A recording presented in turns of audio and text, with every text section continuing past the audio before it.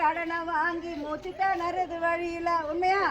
30 வருஷம் உழைச்சு உழைச்சு முக்கா படியும் மிஞ்சல மூளைக்கு கடனை வாங்கி மூச்சு திணறுது வழியில. அப்பம் பழனி ஆண்டவனுக்கு அடிச்ச மொட்டை 7 தரம், அடிச்ச மொட்டையும் போதாதுன்னு எடுத்தோம். அப்பம் பழனி ஆண்டவனுக்கு அடிச்ச மொட்டை 7 தரம், அடிச்ச மொட்டையும் போதாதுன்னு எடுத்தங்கவடி 3 தரம். நிலைமை மாறுச்சா?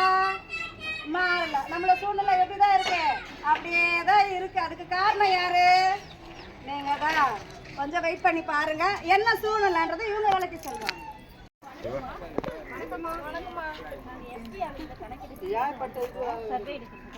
நாளைக்கு வருவோம். நீங்க நாளைக்கு வீட்டுல இருங்க. சரிங்க. பக்கத்துல இருக்கிற எல்லாரும் இருக்க சொல்லுங்க. சரிம்மா. சரிம்மா.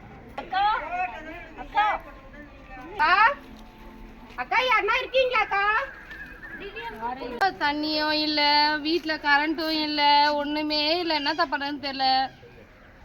பாத்ரூமும் இல்லை. அவ்வளோ தூரம் போக வேண்டியதாக இருக்குது. சே, என்னதான் பண்ணுறதுன்னு தெரியல. இந்த வீடு இப்படியே எவ்வளோ நாளைக்கு தான் ஒன்று இந்த ஓலை வீட்லேயே இருக்குதோ. பாம்புக்குது, பல்லிக்குது, ஓனா வருது. இந்த குழந்தைங்கள வச்சுன்னு எப்படி தான் நம்ம இருக்குதுன்னு தெரியலையே. ஐயோ, நம்ம வாழ்க்கையை மாறவே மாறாதா? இப்படியே தான் நம்ம காலம் ஃபுல்லாக இருக்கணும் உங்களுக்கு. சே அக்கா வாங்கம்மா. வணக்கம்மா. அக்கா எப்படி இருக்கீங்கக்கா? நல்லா இருக்கம்மா. அன்னைக்கு வந்தோமேக்கா உங்ககிட்ட சொல்லிட்டு போனோம், ஞாபகம் இருக்காக்கா? ஞாபகம் இருக்குதுமா. வேலை இருந்ததால நான் போயிட்டேம்மா. ஏங்கா இன்னைக்கு எடுக்கிறீங்களா? இது ஏங்கா புலம்பிட்டு இருக்கீங்க? என்னம்மா பண்றது?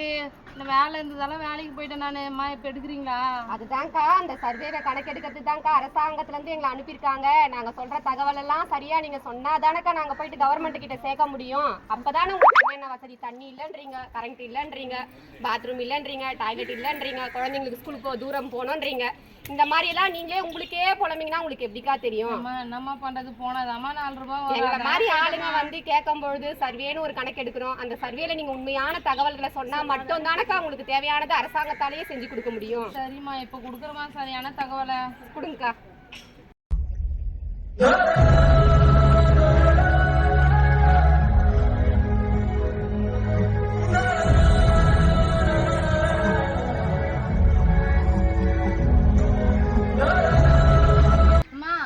எல்லாருமே வந்து நம்ம நல்லதுக்காக தான் கணக்கெடுக்க வந்துக்கிறாங்க. அவங்களுக்கு தேவையான டீட்டெயில்ஸ் நம்ம கொடுத்தோன்னா நம்மளுக்கு வாழ்வாதாரம் கண்டிப்பா நம்மளுக்கு மாறும். அதனால அவங்களுக்கு ஒத்துழைப்போட நம்ம எல்லாத்தையும் கொடுத்து நம்ம வாழ்க்கை தரத்தை உயர்த்தி போமா. நம்ம